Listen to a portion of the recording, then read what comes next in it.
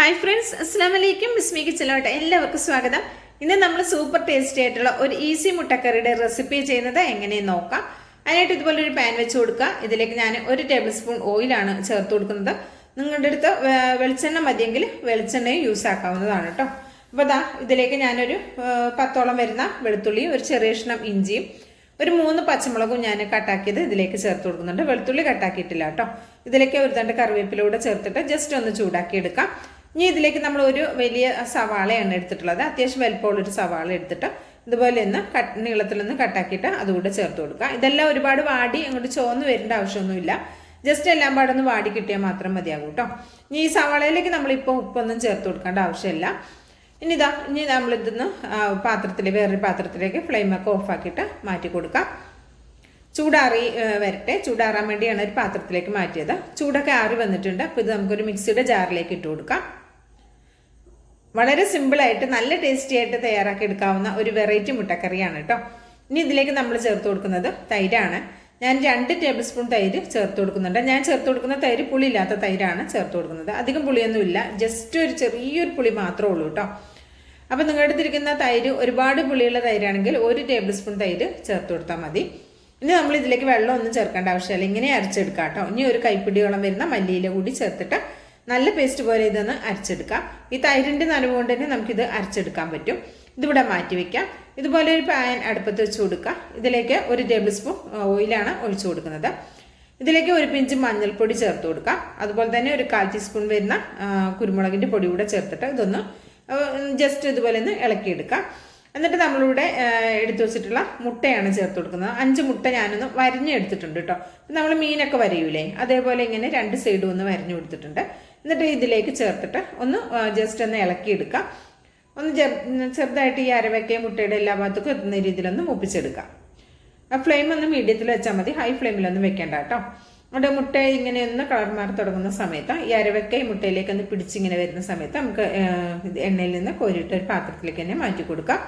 ഇനി ഇതിലേക്ക് നമുക്ക് 1 ടേബിൾ സ്പൂൺ തന്നെ ഓയിൽ കൂടെ ഒഴിച്ചു കൊടുക്കാം. ഇതിലേക്ക് 2 പിഞ്ച് മഞ്ഞൾപ്പൊടി ചേർക്കാം, 1 ടേബിൾ സ്പൂൺ മല്ലിപ്പൊടി ചേർക്കാം, 1/2 ടീസ്പൂൺ ഗരം മസാല ചേർക്കാം, പിന്നെ ഒരു 1/4 ടീസ്പൂണിൻ്റെ അടുത്ത് കുരുമുളക് പൊടി കൂടെ ചേർത്ത് കൊടുക്കാം. എരിവ് നിങ്ങളുടെ ടേസ്റ്റിനനുസരിച്ച് ചേർക്കാം. ഇതിൻ്റെ ആ പച്ചച്ചുവ എന്ന് മാറുവോളം പൊടികളുടെ ആ പച്ചക്കുത്ത് മാറിയതിന് ശേഷം നമ്മളിവിടെ അരച്ച് വെച്ചിട്ടുള്ള പേസ്റ്റ്, ഉള്ളി, വെളുത്തുള്ളി, എന്താ പറയുക, ഇഞ്ചിയുടെയൊക്കെ ഇതില്ലേ, പച്ചമുളകൊക്കെ നമ്മൾ അരച്ചത്, തൈരൊക്കെ കൂട്ടി അരച്ചത് ഇതിലേക്ക് ചേർത്ത് കൊടുത്തിട്ട് ഒന്ന് വഴറ്റിയെടുക്കാം. ഉള്ളിയുടെ എല്ലാത്തിൻ്റെയും പച്ചച്ചവ് പോയിട്ടാണ് നമ്മൾ അരച്ചെടുത്തത്. ഇതിന് ഒരുപാട് നേരമായിട്ട് ഇങ്ങനെ വഴറ്റേണ്ട ആവശ്യമില്ല. ഇനി മിക്സിയുടെ ജാറിലേക്ക് ഞാനൊരു 1/2 കപ്പ് വെള്ളം ഒഴിച്ചൊന്ന് മിക്സ് ആക്കിയിട്ട് അതുകൂടെ ചേർത്ത് കൊടുത്തിട്ടുണ്ട്. എന്നിട്ട് ഒരു മീഡിയം ടു ലോ ഫ്ലെയിമിൽ വെക്കണം കേട്ടോ. ഏറ്റവും ലോ ഫ്ലെയിമിൽ വെക്കരുത്. എന്നാൽ മീഡിയം ഫ്ലെയിമിൻ്റെ ലോ ഫ്ലെയിമിൻ്റെ ഇടയിൽ വെച്ചിട്ട് നമുക്കിതൊന്ന് ജസ്റ്റ് ഒന്ന് ചൂടാക്കി എടുക്കാം. അപ്പോൾ ഇതിലേക്ക് ആവശ്യത്തിനുള്ള ഉപ്പ് കൂടെ ചേർത്ത് കൊടുക്കാം. നമ്മൾ ആദ്യം ഉപ്പൊന്നും ചേർത്തിട്ടില്ല. ഇനി ഉപ്പ് ചേർത്തിട്ട് ജസ്റ്റ് ഇളക്കി എല്ലാതും ഒന്ന് മിക്സ് ആക്കിയിട്ട് ഉപ്പ് നോക്കിയിട്ട് വീണ്ടും വേണമെങ്കിൽ കുറച്ചുകൂടി ചേർത്ത് കൊടുക്കാം. ഇതിലെനിക്ക് ഒരല്പം ഉപ്പ് കമ്മിയായിട്ടാണ് തോന്നുന്നത്, അപ്പോൾ കുറച്ച് ഉപ്പ് കൂടെ ചേർത്ത് കൊടുക്കാം. എന്നിട്ട് ഇതൊന്ന് ഇളക്കി നന്നായിട്ട് ഉപ്പെല്ലാം എല്ലാ ഭാഗത്തേക്കും ഒന്ന് ആക്കിയതിന് ശേഷം നമ്മളിവിടെ റെഡിയാക്കി വെച്ചിട്ടുള്ള മുട്ട, ഒന്ന് വഴറ്റിയെടുത്തിട്ടുള്ള മുട്ട ഇതിലേക്ക് ചേർത്ത് കൊടുക്കാം. ഫ്ലെയിം ഹൈ ഫ്ലെയിമിൽ വെക്കരുത്, മീഡിയത്തിൻ്റെ ലോയിൻ്റെ ഇടയിൽ വെച്ചാൽ മതി. ഇനി ഇത് നന്നായിട്ടൊന്ന് ചൂടായി വരുന്ന സമയത്ത് ഞാൻ ഇതിലേക്ക് കസൂരി മെത്തിയാണ് ചേർത്ത് കൊടുക്കുന്നത്. ഇത് ഉലുവയുടെ ഇലയാണ്, ഉണങ്ങിയ ഉലുവയുടെ ഇല. അത് ഇതുപോലെ നമ്മൾ 2 വിരൽ കൊണ്ട് എടുക്കുന്ന പോലെ ഒരു പിഞ്ച് മാത്രം എടുത്തിട്ട് ഇങ്ങനെ ഒന്ന് എല്ലായിടയും ആക്കി കൊടുക്കുക.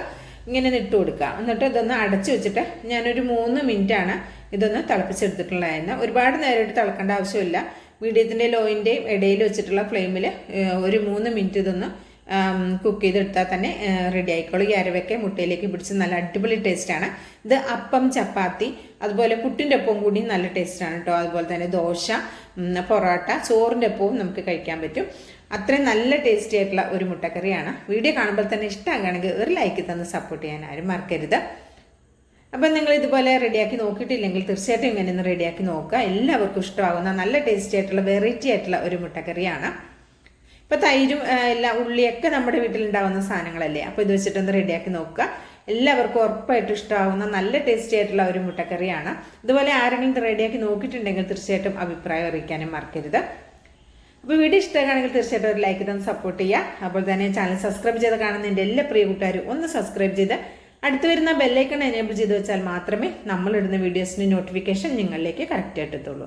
അപ്പോൾ ഇൻഷാ അല്ലാഹ് അടുത്ത നല്ലൊരു അടിപൊളി വീഡിയോ ആയിട്ട് എത്തുന്നതായിരിക്കും. എല്ലാ കൂട്ടുകാർക്കും നന്ദി, നമസ്കാരം.